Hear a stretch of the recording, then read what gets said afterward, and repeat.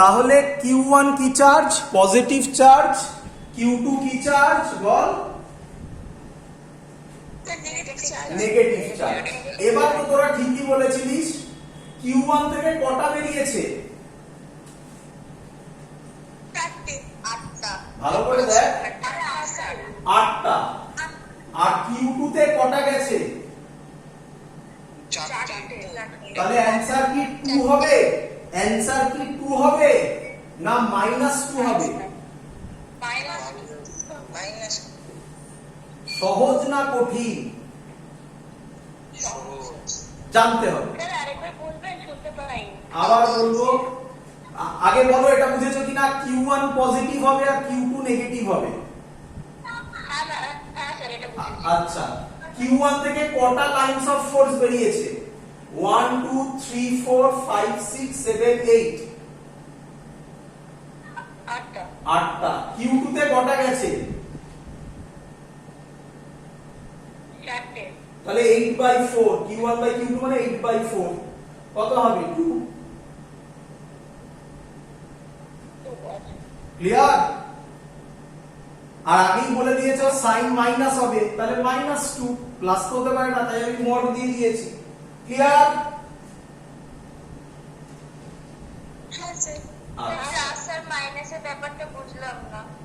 দেখো Q1 থেকে lines of force আগের দিন করানো হয়েছিল, আজকেও রিক্যাপে বলেছিলাম। Q1 থেকে লাইনস অফ ফোর্স সব বেরোয়, আর Q2 তে লাইনস অফ ফোর্স টার্মিনেট করে। দেখো Q1 থেকে সব লাইনস অফ ফোর্স বেরোচ্ছে, বাইরে এলো দেখো। হ্যাঁ স্যার। আর Q2 তে দেখো সব টার্মিনেট করছে, দেখছো? হ্যাঁ স্যার। তাহলে Q1 কি চার্জ? Q1 positive. আর Q2 কি চার্জ? নেগেটিভ। তাহলে উপরে পজিটিভ নিচে নেগেটিভ, অ্যানসারটা কিসে আসবে? নেগেটিভ। তাই নেগেটিভটা এইভাবে বলেছি, এখানে আর দেখাইনি। ক্লিয়ার? স্যার পিকচারটা হেজি আছে।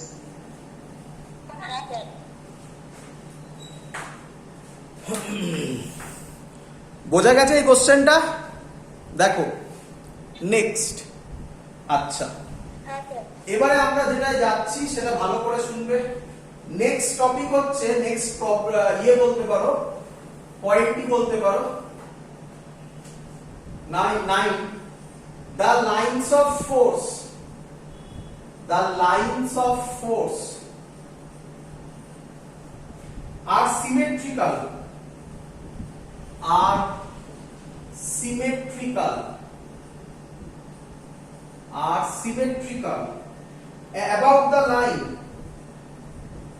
about the line joining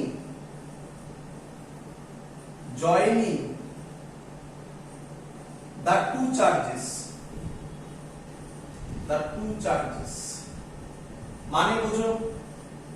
মানে বোঝো। আচ্ছা, এত ডেপথে গিয়ে কোশ্চেন পরীক্ষায় আসবে না। এই ক্লাসটা আমি একদম ডিটেইলসে করাচ্ছি, যে বাইরে আর কিছু নেই। তাই ক্লাসটা আমি পুরো ডিটেইলসে করাচ্ছি। কিন্তু কোশ্চেন কত অবধি আসে, যেটা আগের কোশ্চেন করলাম 7 নম্বর যে পয়েন্টটা আমরা করলাম, নাম্বার 7 পয়েন্ট, ওটা বোর্ডসে দেয়। এগুলো মেইনলি জয়েন্টের জন্য হচ্ছে, বাট তোমরা শিখে রাখো, সহজ ভালো কোশ্চেন হয়। দেখো বলছে তুমি এরকম ছবি যদি আঁকো তাহলে সেটা ভুল ফিগার। কি রকম? ভালো করে দেখো।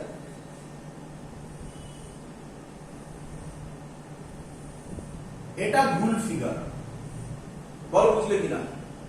কেউ বলবে কেন ভুল figure? Very good. Number one তো ভুল হচ্ছে অ্যারো দেওয়া হয়নি, বাট তোমরা জয়েন্ট এরকম কিছু কোশ্চেন পাবে যেখানে অ্যারো দেওয়া হয়নি, যাই হোক সেটা অ্যাজিউম করে নিতে হবে। বাট এখানে যেটা ইম্পর্টেন্ট পয়েন্ট, এটা প্লাস কিউ, এটা মাইনাস কিউ, এদের মধ্যে line joining the two charges কোনটাই? ডটটা, তাই তো? এই ডটটার উপরে যা নিচেও তাই হতে হবে। এটা কি সিমেট্রিক হলো? উপরে দুটো নিচে একটা, তাহলে এটা হতে পারে? বলো এটা হতে পারে কিনা? এটা হতে পারে কিনা? আচ্ছা এটা হতে পারে, এটা হতে পারে, না আঁকতে দে। না সেটা হবে না, স্যার এটা হবে না স্যার কেন? স্যার সিমেট্রিক্যাল আচ্ছা এটা এটা এটা স্যার হতে পারে আচ্ছা এটা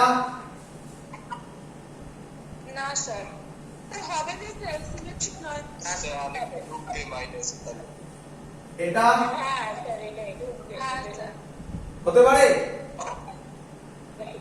না স্যার হবে না কেন হবে না?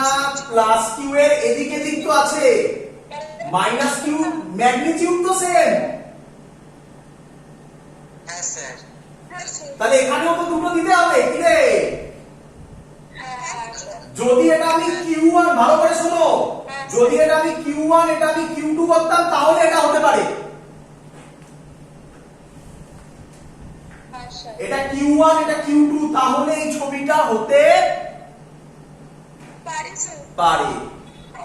স্যার ছবিটা আসছে না, মানে প্রচন্ড হেজি আসছে। স্যার বেশি আছে আপনি হয়ে যাচ্ছে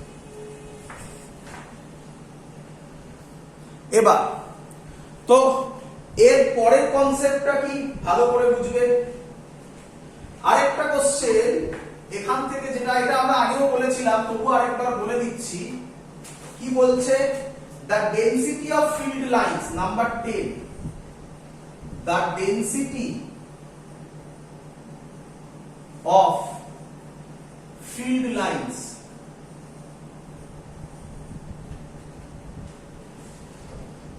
gives magnitude of the field, gives magnitude of the field, মানে স্যার যত ডেনসিটি ফিল্ড লাইনের বেশি হবে, ডেনসিটি বেশি হবে মানে এক অল্প জায়গার মধ্যে বেশি লাইনস অফ ফোর্স যদি হয় তাহলে সেখানে ইলেকট্রিক ফিল্ডের ম্যাগনিটিউড বেশি হবে। অঙ্ক দিয়ে বোঝাই, সব বইতেই অঙ্কগুলো আছে, এটা এটা তোমাদের ইম্পর্টেন্ট, এটা তোমাদের বোর্ডসের আন্ডারের কোশ্চেন, ভালো করে বুঝবে। এরকম এনসিইআরটি তেও আছে, পাবে তোমরা এটা।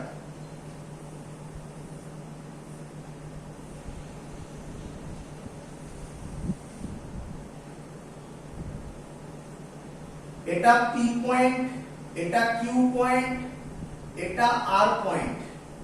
কে আমায় বলবে পি কিউ আর এর মধ্যে তিনটে পয়েন্টে ইলেকট্রিক ফিল্ডের ভ্যালু কার বেশি, কার কম, কার ইকুয়াল?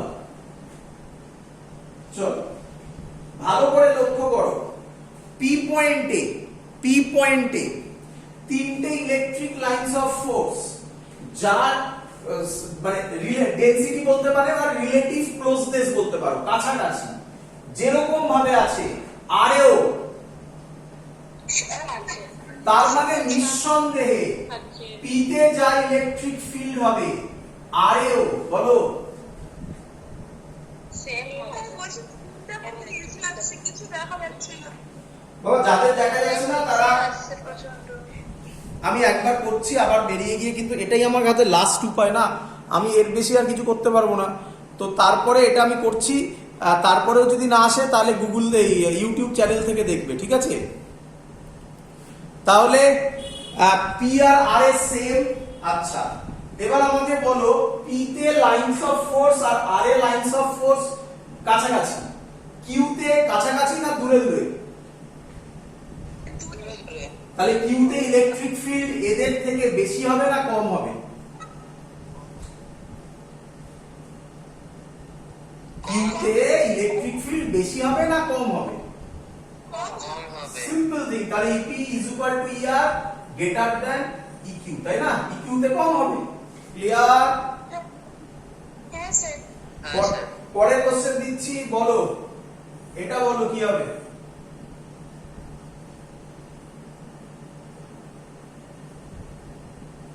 বলো।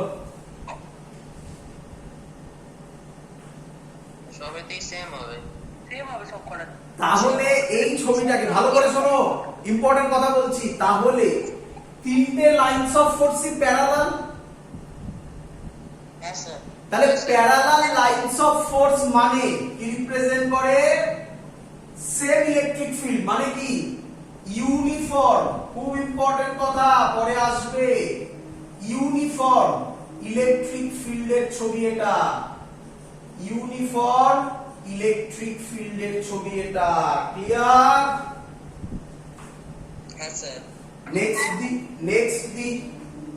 নেক্সট দি বলো, কে বলে দেবে? কে বলে দেবে?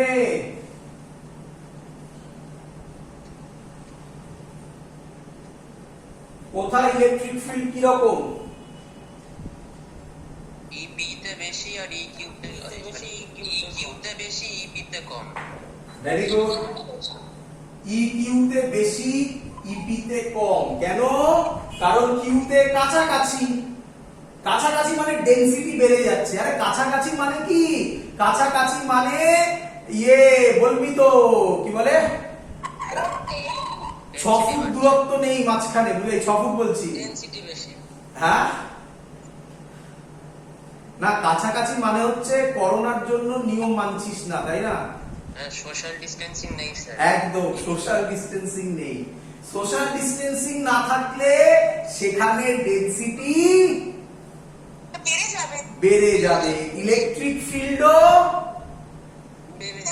বেড়ে যাবে। তাহলে ইকিউ গ্রেটার দ্যান ইপি। কেউ কেউ বলে এই ছবিটাকে নন ইউনিফর্ম ইলেকট্রিক ফিল্ড। এটা লেখার দরকার নেই, আশা করি সবাই বুঝতে পারছো। ইলেকট্রিক ফিল্ড আলাদা, তাই নন ইউনিফর্ম ইলেকট্রিক ফিল্ড। ক্লিয়ার? হ্যাঁ স্যার। একটা ভালো কোশ্চেন দিই, হ্যাঁ স্যার। চলো, কে করে দেবে? কে করে দেবে? এই দুটোকে মিলিয়ে, এই দুটোকে মিলিয়ে কোশ্চেন কে করে দেবে? Q1 Q2।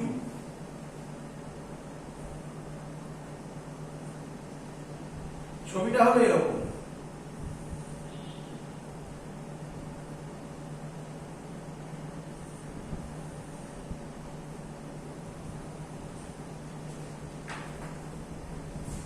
ফার্স্ট অপশন দেওয়া আছে mod Q1 greater than mod Q2। Second option দেওয়া আছে mod Q2 greater than mod Q1। ভেবে নিয়ে কাজ করবে।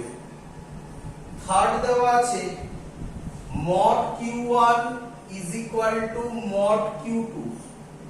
লাস্ট দেওয়া আছে নোটা। নোটা মানে জানো? None of the above. চলো, কে করবে? ভেবে করো, ভাবো, টাইম নাও, টাইম নাও। Option B. বলো বি হবে। Option option B. Option B option B হবে। Option E. ই তো নেই। Sir B. বি। বি একদম, ভেরি গুড। Option B. কেন? ভালো করে দেখ, ভালো করে দেখ। আচ্ছা, ভালো করে বুঝো। প্রথমত ছবি তো ভুল রে। ছবি ঠিক না ভুল? হ্যাঁ স্যার। এটা কি সিমেট্রিক হয়েছে? না স্যার। কিন্তু এটা যদি জয়েন্টে দেয় বা নিটে দেয়, তোমাকে ধরে নিতে হবে কোশ্চেন ঠিক আছে, বিকজ রং কোশ্চেন বলে তো কোনো অপশন নেই, তাই না? হ্যাঁ স্যার। তাহলে এটাকে সিমেট্রিক যদি আমি ভাবি, তাহলে ছবিটা এরকম হবে। এটা আমি এঁকে নেবো জোর করে। কি রে?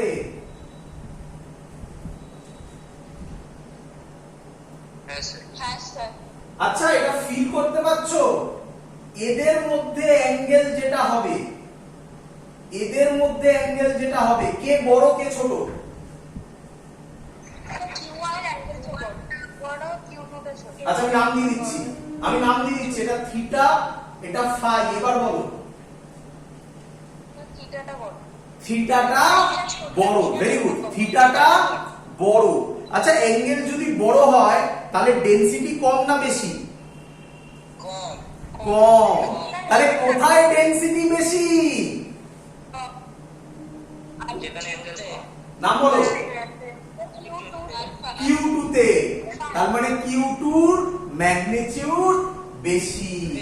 মড কেন দিয়েছে? দেখো দেখেই তো তোমরা বুঝতে পারছো Q1 পজিটিভ হবে, Q2 নেগেটিভ হবে, কারণ অ্যারো এদিকে আছে। কি রে, ক্লিয়ার সবার? হ্যাঁ স্যার।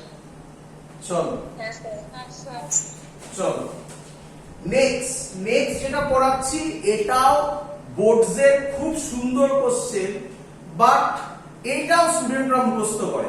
দেখো দেখি, সুন্দর কোশ্চেন, খুব সুন্দর কোশ্চেন। চলো নাম্বার 11 হবে, বোর্ডসে দেয় এই কোশ্চেনটাও। নাম্বার 11 হবে। আচ্ছা, নাম্বার 11 বলছে the lines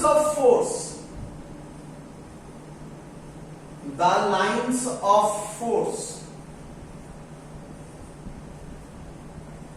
do not pass through conductor,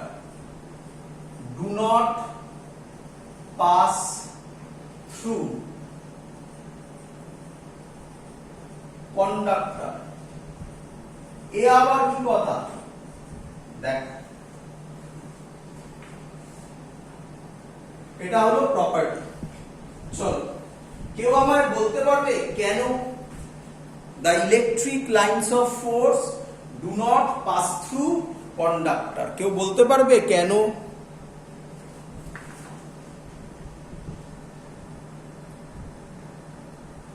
কন্ডাক্টরের charge রয়েছে বলে, কন্ডাক্টরের ভিতরে চার্জ থাকে বলে। হ্যাঁ, কন্ডাক্টরের ভিতরে চার্জ থাকে বলে, মানে কন্ডাক্টরটা ইটসেলফ চার্জ পার্টিকেল হয় বলে।